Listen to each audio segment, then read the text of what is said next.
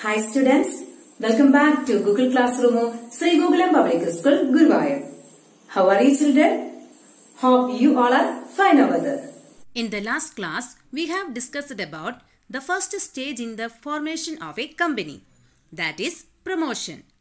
Then we also discussed about who is a promoter and its main functions also. Hope you learned that portions. Today, we will discuss about important documents used in the formation of a company. The first one is Memorandum of Association.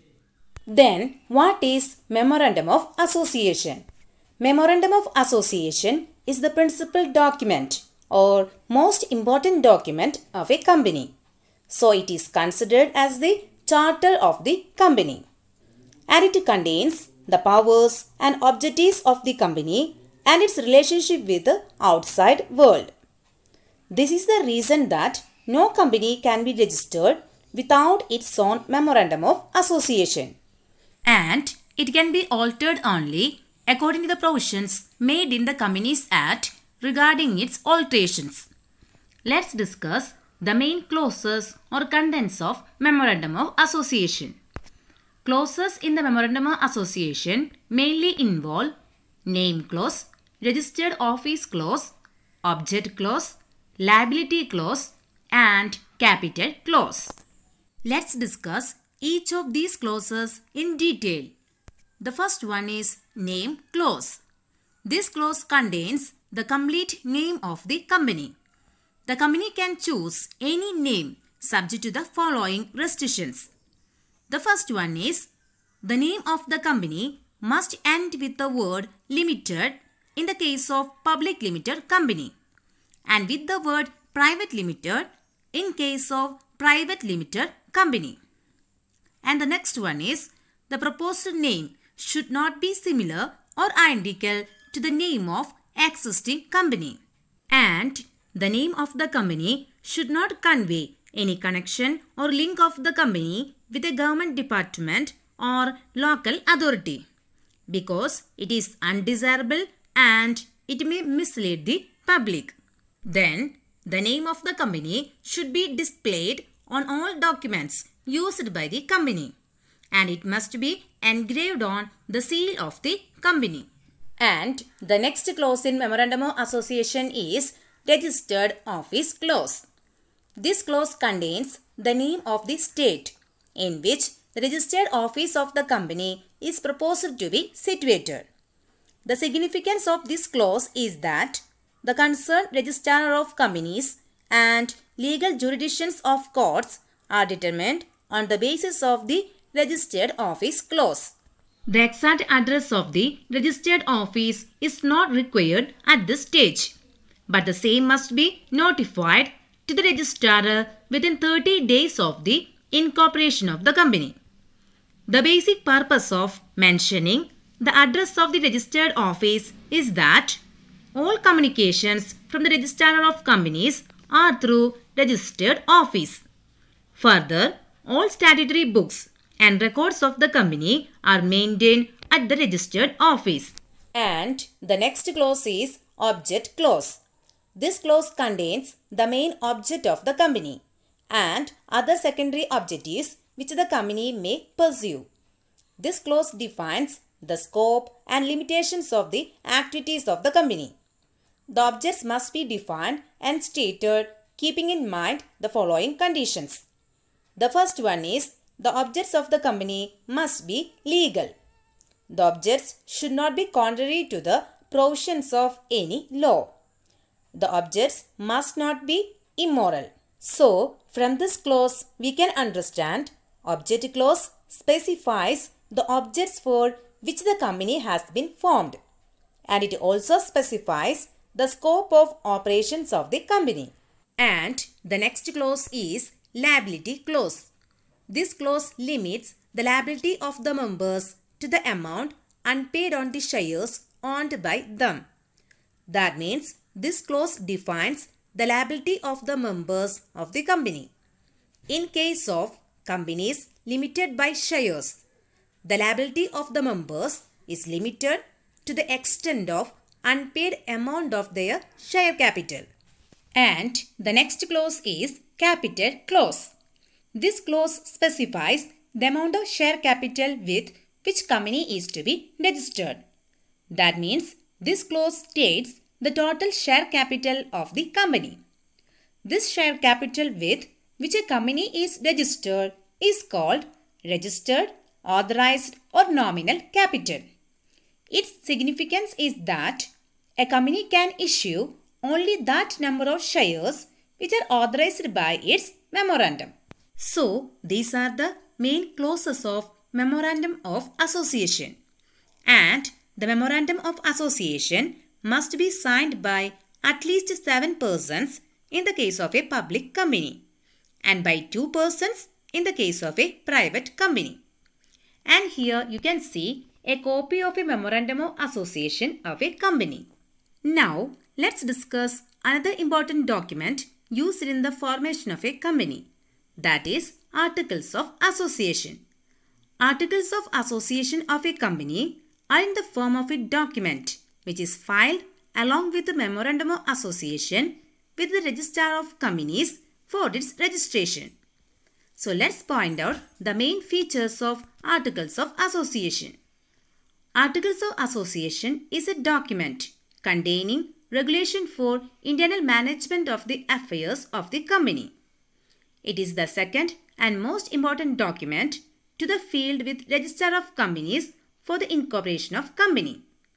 And it is the charter of the company which contains rules, regulations and bylaws of the company. And it regulates internal management of the company. So, these are the main features of Articles of Association. And the next document is Consent of Proposed Directors. Apart from Memorandum and Articles of Association, it is a written consent of each person named as a director required, confirming that they agree to act in that capacity and undertake to buy and pay for the qualification shares, as mentioned in the Articles of Association. And the next document is Agreement.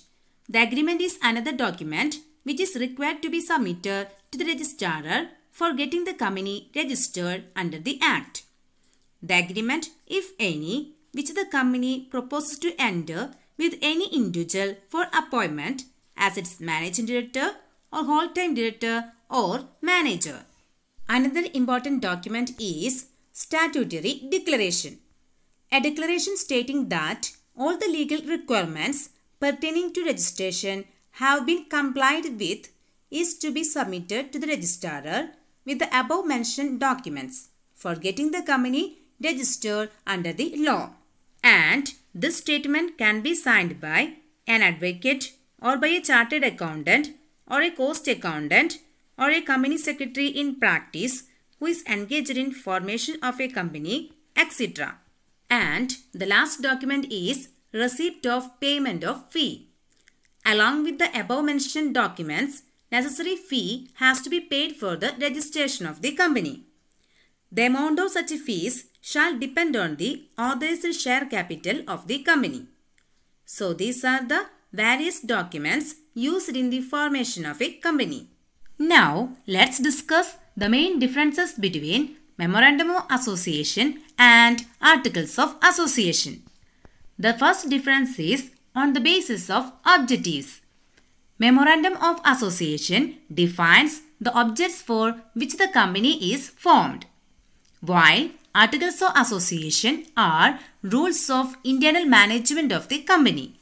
They indicate how the objectives of the company are to be achieved. And the next difference is on the basis of position.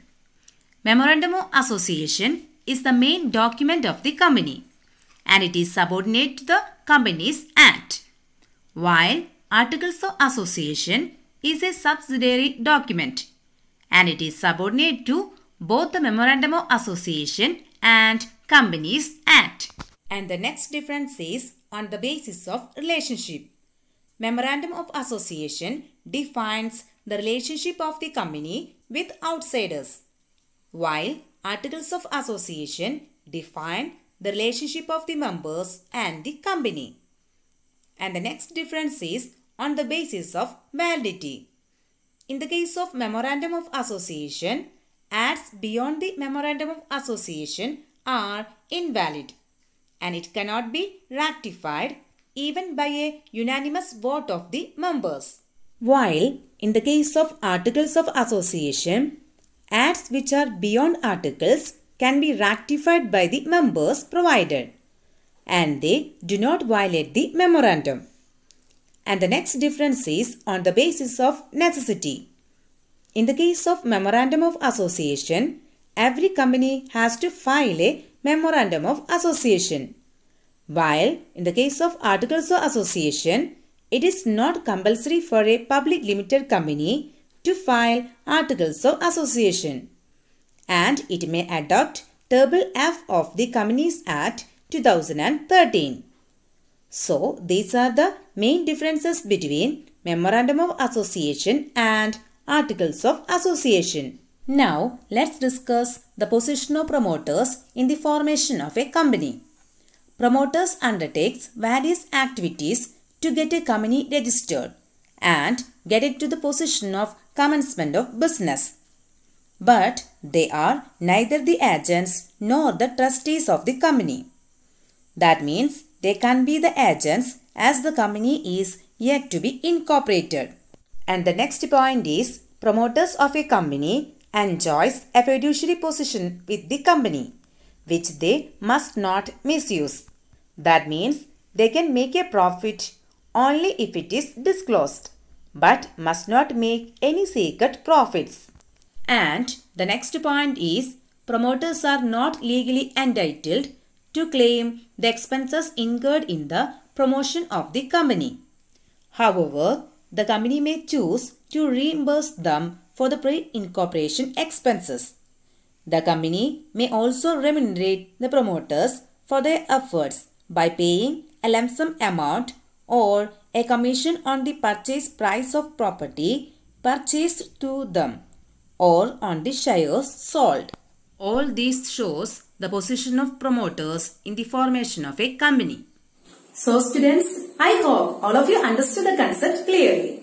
And please note that the related URLs, notes of the lesson and test paper are also attached along with the class.